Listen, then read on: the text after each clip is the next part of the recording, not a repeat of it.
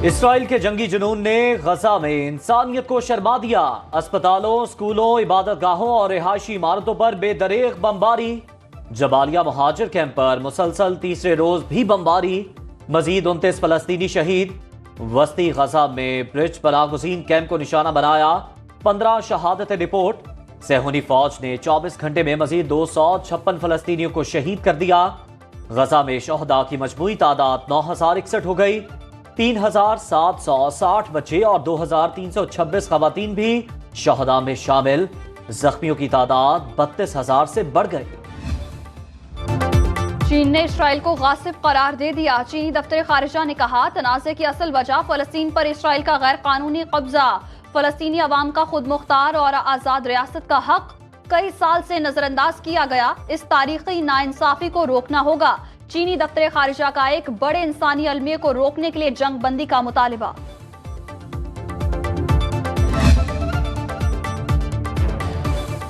بحرین کا فلسطین میں صہیونی مظالم کے خلاف بڑا اقدام۔ اسرائیل سے سفارتی اور اقتصادی تعلقات ختم کر دیے۔ بحرین کی پارلیمنٹ نے اسرائیلی سفیر کو ملک بدر کر دیا۔ اسرائیل میں تعینات بحرینی سفیر کو بھی واپس بلا لیا گیا۔ سعودی عرب نے غزہ کے لیے امداد کی عوامی مہم شروع کر دی۔ سعودی فرمانروا شاہ سلمان اور ولی عہد محمد بن سلمان کا 5 کروڑ ریال دینے کا اعلان۔ عوام سے فلسطینی بہن بھائیوں کے لیے دل کھول کر عطیات دینے کی اپیل۔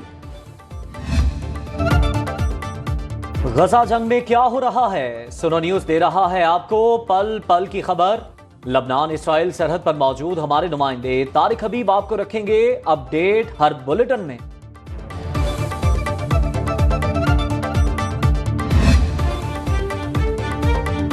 فلسطین کے معاملے پر پاکستان نے دو ٹوک موقف اپنایا۔ سینٹ میں مذمتی قرارداد منظور کی۔ ترجمان دفتر خارجہ ممتاز زہرا بلوچ کی ہفتہ وار بریفنگ۔ کہا اسرائیلی جارحیت کے خلاف پاکستان سمیت تمام اسلامی ممالک نے جامع اور یکساں موقف اختیار کیا ہے۔ نگران وزیر اعظم انوار الحق کاکڑ نے فلسطینی صدر محمود عباس کو ٹیلی فون کیا۔ پاکستان غزہ میں فوری جنگ بندی کا مطالبہ کرتا ہے۔ کشمیر کی طرح مسئلہ فلسطین بھی حل طلب ہے۔ کراچی میں جماعت اسلامی خواتین کا اظہار یکجہتی فلسطین مارچ۔ 5 سٹار سے لنڈی کوتل چورنگی جانے والا ٹریک بند۔ شرکاء کی اسرائیلی جارحیت کے خلاف نعرے بازی۔ عالمی قوتوں سے مظلوم فلسطینیوں پر مظالم بند کرانے کا مطالبہ۔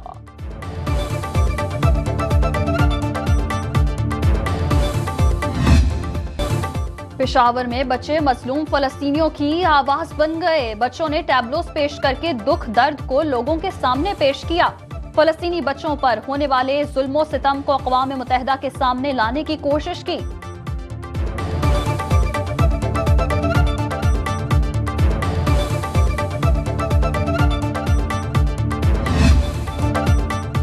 ملک میں عام انتخابات 8 فروری کو کرانے پر اتفاق۔ صدر مملکت عارف الوی نے 8 فروری کی تجویز دی۔ الیکشن کمیشن نے صدر مملکت کی تاریخ پر اتفاق کر لیا۔ سپریم کورٹ کے حکم پر چیف الیکشن کمشنر کی سربراہی میں وفد نے صدر عارف الوی سے ملاقات کی۔ الیکشن کمیشن کے دوبارہ اجلاس کے بعد اٹارنی جنرل ایوان صدر پہنچے۔ اٹارنی جنرل نے صدر مملکت کو الیکشن کمیشن کی رضامندی سے آگاہ کیا۔ الیکشن کمیشن کل انتخابات کی تاریخ سپریم کورٹ میں پیش کرے گا۔ چیف جسٹس قاضی فائز عیسیٰ نے ریمارکس دیے۔ ایک بار تاریخ کا اعلان ہونے پر اسے پتھر پر لکیر سمجھا جائے۔ ہم اسی تاریخ پر الیکشن یقینی بنائیں گے۔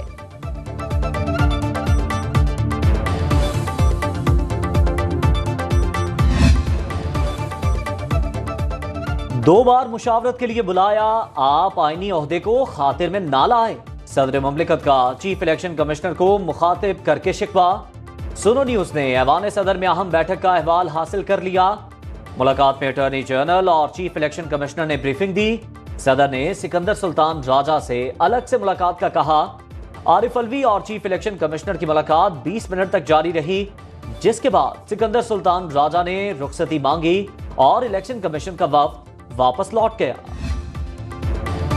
سینٹ میں نیب ترمیمی آرڈیننس میں 120 دن کی توسیع۔ نگران وزیر قانون عرفان اسلم کی جانب سے پیش کردہ قرارداد اتفاقی رائے سے منظور۔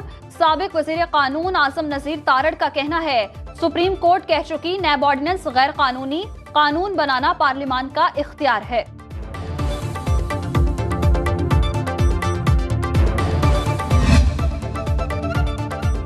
سائفر کیس، اسلام آباد ہائی کورٹ میں چیئرمین پی ٹی آئی کا جیل ٹرائل روکنے اور جج کی تعیناتی کے حوالے سے انٹرا کورٹ اپیل پر سماعت۔ چیئرمین تحریک انصاف کے وکیل سلمان اکرم راجہ اور بیرسٹر گوہر پیش ہوئے۔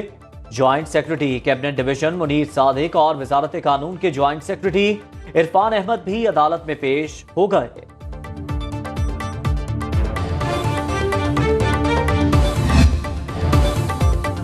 امریکہ کی 20,000 افغان شہریوں کو ملک بدر نہ کرنے کی درخواست، فہرست ہمارے حوالے کر دی۔ نگران وزیر داخلہ سندھ حارث نواز کی سنو نیوز سے گفتگو، کہا لسٹ میں شامل افراد افغانستان میں امریکی فوج کے لیے خدمات سر انجام دیتے رہے ہیں۔ حکومت سے کہا گیا ہے انہیں 1 سال میں امریکہ لے جایا جائے گا۔ غیر قانونی تارکین وطن واپس چلے جائیں تو 60% جرائم کم ہو جائیں گے۔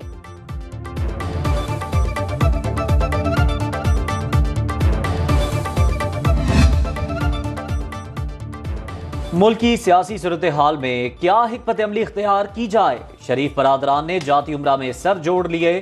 شہباز شریف کی نواز شریف سے جاتی عمرہ میں اہم ملاقات، مریم نواز کی بھی ملاقات میں شرکت۔ پارٹی ٹکٹوں کی تقسیم پر بھی مشاورت، انتخابات کی تیاریوں پر تفصیلی غور۔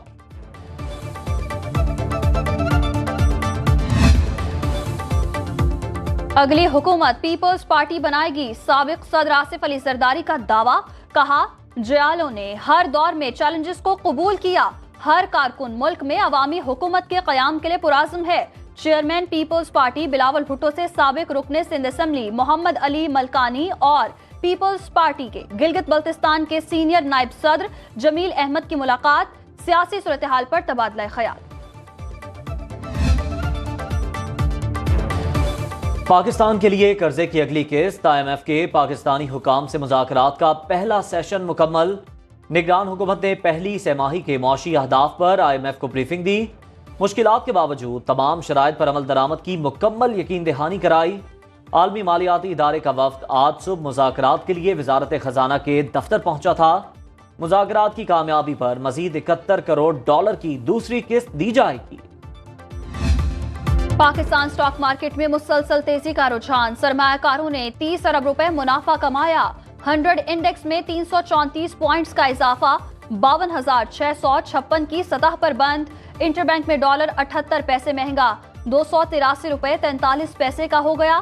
اوپن مارکیٹ میں ڈالر 1 روپیہ مہنگا، 284 روپے 50 پیسے میں فروخت۔ صرافہ بازار میں سونا 1500 روپے فی تولہ مہنگا۔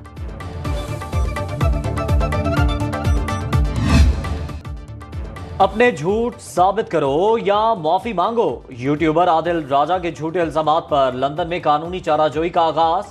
بلو ورلڈ انتظامیہ نے برطانوی لیگل فرم ہائر کر لی۔ عادل راجہ کو جھوٹے الزامات پر معافی مانگنے کی مہلت ختم ہوتے ہی 5 ارب روپے ہرجانے کا دعویٰ دائر کر دے گی۔ چیئرمین بلو ورلڈ سٹی سعد نذیر کہتے ہیں پاک فوج اور عوام میں کنفیوژن پھیلانے کی سازش کامیاب نہیں ہونے دیں گے، آخر تک پیچھا کریں گے۔ پنجاب میں اسموگ ایمرجنسی، ماسک کے بغیر طلبہ اور ٹیچرز کا اسکولوں میں داخلہ بند۔ سی ای او ایجوکیشن کا کہنا ہے پابندی پر 100% عمل درآمد کرایا جائے گا۔ لاہور میں انفورسمنٹ انسپیکٹرز کی LWMC کے ساتھ ڈیوٹیاں لگ گئیں۔ لاہور بدستور دنیا کا آلودہ ترین شہر، نیو دہلی دوسرے، پاکستان کا معاشی ہب کراچی تیسرے نمبر پر۔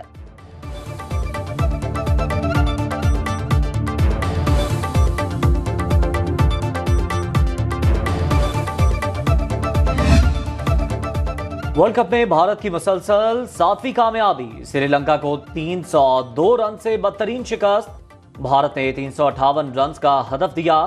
سری لنکا کی پوری ٹیم 55 رنز پر پویلین لوٹ گئی۔ 5 کھلاڑی کھاتا کھولے بغیر چل دیے۔ بھارت کے محمد شامی نے 5 اور سراج نے 3 کھلاڑیوں کو پویلین کی راہ دکھائی۔ شبھمن گل نے 92 رنز کی جارحانہ اننگ کھیلی۔